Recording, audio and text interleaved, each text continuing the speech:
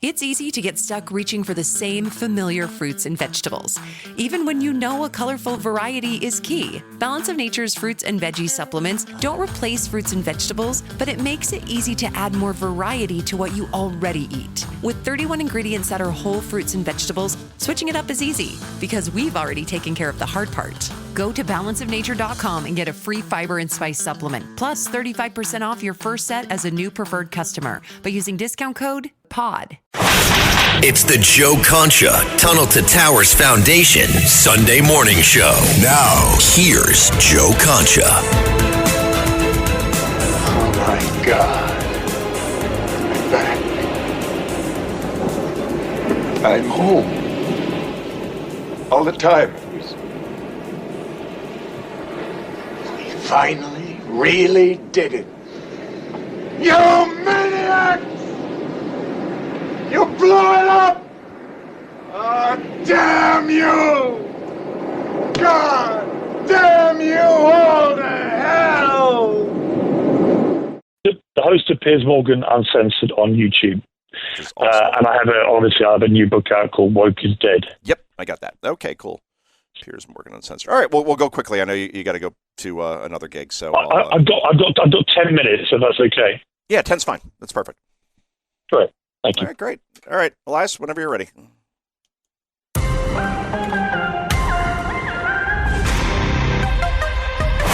It's the Joe Concha Tunnel to Towers Foundation Sunday morning show. Now, here's Joe Concha. All right, let's bring in our VIP guest. That is Piers Morgan, of course, and he already has a bestseller out again. It's kind of a thing with Piers. He writes books. People buy them because he's an interesting cat who is not predictable. That's the whole key in this business. Don't tell people what they want to hear.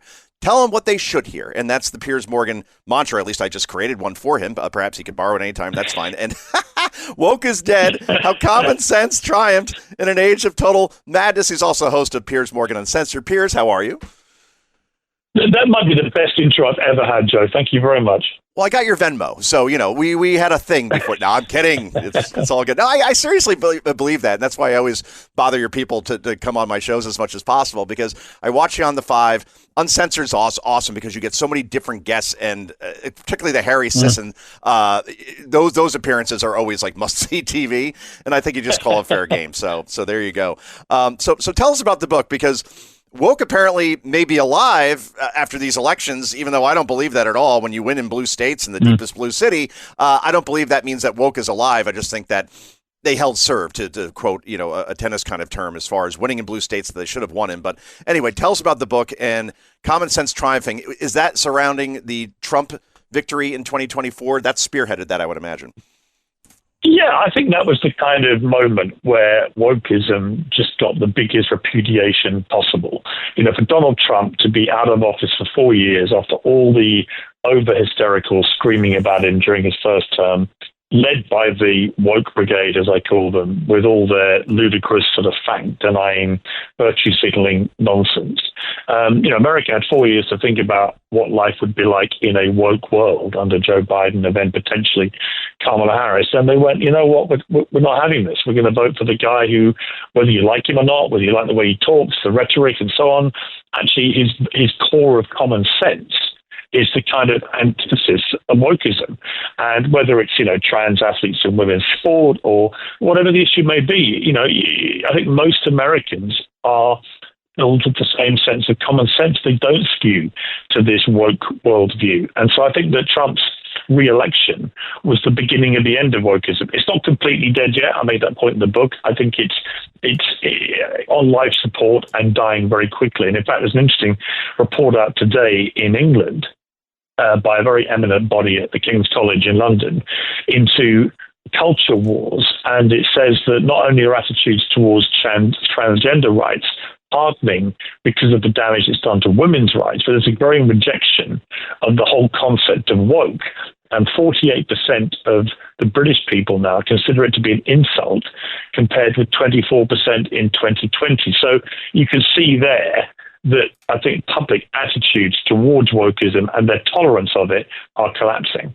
And we're talking to Piers Morgan. And I wanted to get your thoughts on Zohran Mamdani winning in New York, because obviously living in England, London has a Muslim mayor as well. And we're seeing the results. I saw a soccer match just a couple of days ago where there were massive protests outside, Palestinian protests, even though there's a peace deal in place, but fine. It just seems like London is a very much different town. I was in Paris actually in September with my family, and my wife noted that, boy, this is a much different city than it was the last time we came here back in 2010. London, I would imagine, is the same way. I just want to get your thoughts as far as like, will New York now become London in terms of the Muslim influence just being so overwhelming that you don't recognize the city anymore?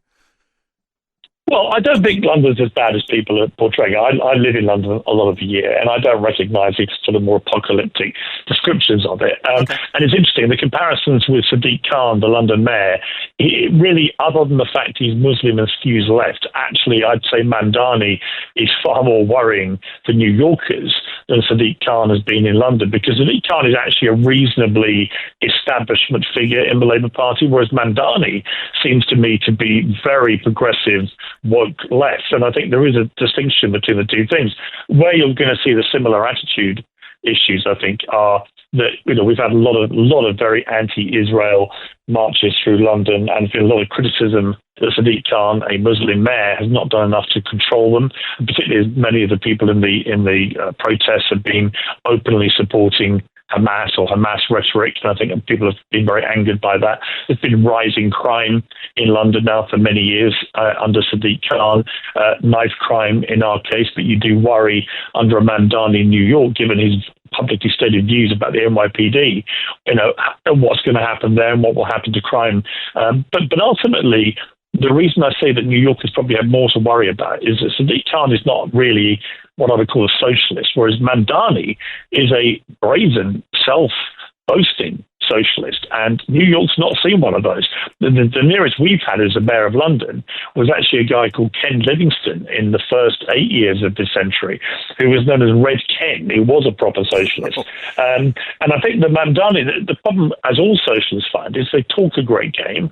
They tell you all these free things they're going to give you, and then the reality check comes very quickly when they have to pay for it, and they can't. And so inevitably, what they end up doing is taxing the hell out of everybody who's got any money. And I fear that's what's going to happen in New York. Yeah, I think it was Margaret Thatcher who said the problem with socialism is that you eventually run out of other people's money, right? that's how it's going to work. Yes. And by the way, as far as I can tell, I mean, Zohran Mamdani, he was an assemblyman. He still is. He will be until January 1st, until he gets sworn in. He missed half the votes, but I can't find a real job anywhere on his resume. How does New York elect somebody with that? I get that you want a new face, but zero experience. I mean, Donald Trump had zero experience in politics, but at least he ran successful businesses. That's the case with Zohran. What do you think New Yorkers are thinking? They just starve for change at this point, where they'll drink the sand once they run out of the water? If you're looking to create, grow, and sustain your wealth, download and subscribe to the Pain Points of Wealth podcast at BeBullish.com with Bob, Ryan, and Chris Payne. It's your podcast for market insights, money tips, and real talk on the economy. Download and subscribe at BeBullish.com. Yeah, I think there's a lot of angry young people who rightly feel that things like rentals, for example, have become completely unaffordable. Again, parallel with London, it's almost impossible for young people to rent. I've got 3 sons trying to get on that a rental ladder. It's very, very difficult if they're going to use their own money to do it. A lot of them turning to parents for support and friends and so on. That was never the case when I was their age. So I think there's a real issue about affordability, and that's definitely resonated, I think, in why Mamdani got so many young people voting for him. But I also think they're just voting because he's very charismatic, he's dynamic, he's a very skilled politician for someone with so little experience. But you're right, he's never run, as we would say in London, in the East End, he's never run a jelly deal stall. In other words, he's not even sold jelly deal. And you know, you do wonder about somebody now running New York, one of the great cities of the world, the biggest city in America, who's got zero professional experience of running anything, not even a bathroom I can make out. So let's see what happens. But I do not believe for a moment he's going to be able to deliver on what he's promised. Now, is he such a canny politician that he very quickly, now he's got power, segues to the middle? We'll see. I wouldn't hold your breath. No, I'm not holding my breath in any way, shape, or form. And by the way, he never even has run a bath. I used that on Fox once, and then a producer got in my ear afterwards and goes, "That's a great line. Where'd you get it from?" I'm like, I know I heard it somewhere. Now I know where I heard it. Piers Morgan said that. He's never even run a bath, so I'm giving you attribution next time. No question. Woke is Dead is the book. We only get about 2 minutes, so I want to get to a much more serious topic here, Piers, and that is, you get the best interviews on your show, and my daughter is a huge soccer player, plays club here in the United States. She just turned 12 years old and plays in San Diego, 3,000 miles away from us sometimes because her team is so good, and they may be going to London next year, actually. But you asked the question that everybody wants to know. Who is better looking, Ronaldo or Messi? And you had Ronaldo on your show. You've talked to him several times. What was his answer exactly on that one? Oh, he said that he is. He said that Beckham has a case to say Beckham, that. Excuse me, I'm sorry. Ronaldo, it was Ronaldo and Beckham, and Ronaldo said that Beckham may have a prettier face, although he even questioned that. He said, but from the neck down, in terms of the sort of physique of the two men, he said, if we were both walking along the Copacabana beach in Brazil, in Rio de Janeiro, and we weren't famous. And I said, which one of you would get more attention? He went, absolutely me. He said, Beckham is good, he said, but I am, and he paused and smiled, I am perfecto. Wow. He needs to work on his confidence, this guy. I mean, that's incredible. And by the way, if you want to be the biggest goal scorer in the history of football, then you need that kind of ego, I think. Yeah, I think you're right. Well, let me ask you just in 15 seconds, who is better, Ronaldo or Messi, ultimately, when we look back on the two? I lean towards Messi because I think he sets up people a little bit better, but you tell me. I think Ronaldo, mainly because Ronaldo has done it in so many different countries. I mean, he started in Portugal, then he went to England. He won a number of major trophies there, the European Champions League, the Premier League.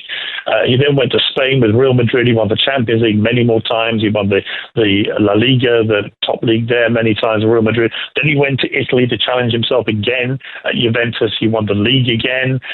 He's just been an extraordinary success wherever he's gone. He came back to the UK. For Manchester United again, he scored another 26 goals, I think, that season. And now he's gone to Saudi Arabia, where he's transforming the whole country. And I just look at it in the totality and think he's done it in more places than Messi. So for me, he gets the edge. See, you just changed my mind. That's incredible. He's the Tom Brady of football. Sorry, I always insult the English whenever I say it that way. But Piers, I know you got to go. I got to go as well. The book is Woke is Dead, already a bestseller. What else do we expect from Piers Morgan? Every book he writes is a bestseller, and he's also the host of Piers Morgan Uncensored. You have to watch that wherever you can watch that. It's all over the YouTube and all over Twitter for that matter. So, Piers, thanks so much for joining us, and we'll talk to you again soon.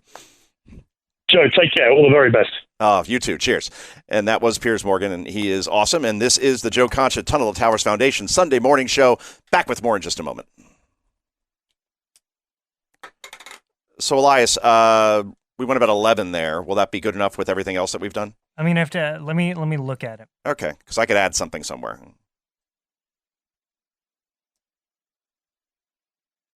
All night long. This is Another Side of Midnight with TJ McCormack, 77 WABC. If you're looking to create, grow, and sustain your wealth, download and subscribe to the Pain Points of Wealth podcast at BeBullish.com with Bob, Ryan, and Chris Payne. It's your podcast for market insights, money tips, and real talk on the economy. Download and subscribe at BeBullish.com. The holidays mean more travel, more shopping, more time online, and more personal info in more places that could expose you more to identity theft. But LifeLock monitors millions of data points per second. If your identity is stolen, our US-based restoration specialists will fix it, guaranteed, or your money back. Don't face drained accounts, fraudulent loans, or financial losses alone. Get more holiday fun and less holiday worry with LifeLock. Save up to 40% your first year. Visit LifeLock.com/podcast. Terms apply.